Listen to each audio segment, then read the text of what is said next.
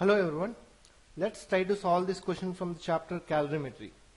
Let's go through the question quickly and try to understand what is given in the question. 200 grams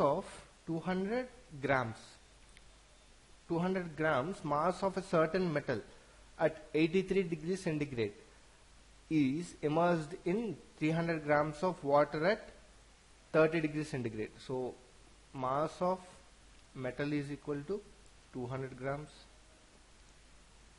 and its initial temperature of metal is equal to 83 degrees centigrade. What is mass of water? Mass of water is equal to 300 grams and its initial temperature is 30 degrees centigrade. The final temperature is 33 degrees centigrade. When both of them are mixed together, final temperature is T final is equal to 33 degrees centigrade.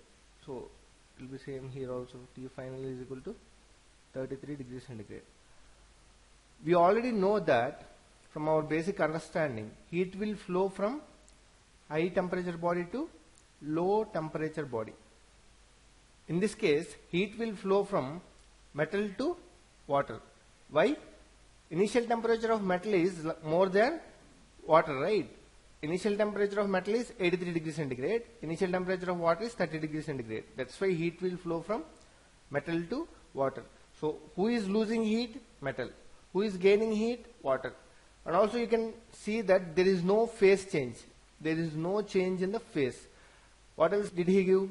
Assume that specific heat capacity of water to be 4.2. So specific heat of water to be 4.2 joule per gram per Kelvin. Since here we are given mass in grams, we need not convert it into kgs. Also, here it is given in degrees centigrade. So it doesn't matter. It doesn't change with Kelvin scale. It will remain same. Joule per gram per degree centigrade. It doesn't make any difference even if you convert it from Kelvin to degree centigrade. Why? For every 1 degree centigrade increment or decrement in Kelvin scale, there will be increase of 1 Kelvin or decrease of 1 Kelvin. So we need not change this value 4.2. What is specific heat of metal? We don't know. We need to find out. Calculate specific heat capacity of metal. So is unknown. Now in calorimetry, again what we will be doing?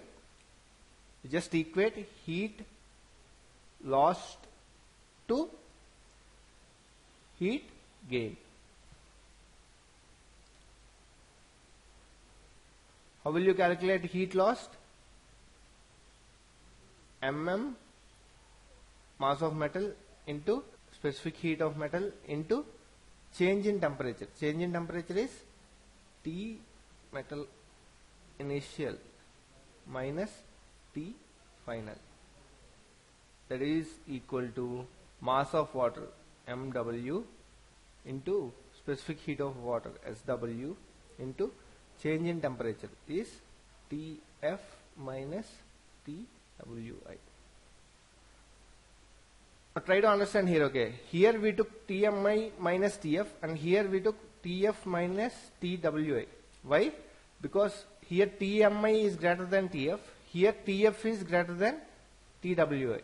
Once you substitute these values, which is 200 into specific heat of metal into change in temperature. How much change in temperature? 50 degrees centigrade. 50 is equal to mass of water 300 into specific heat of water 4.2 into change in temperature 3 degrees centigrade. Once you solve this equation, you will get SM, specific heat capacity of metal, to be 0.378 joule per gram per Kelvin or per degree centigrade. This will be equal to, if you want to convert it into kgs, this will be equal to 378 joule per kg per Kelvin.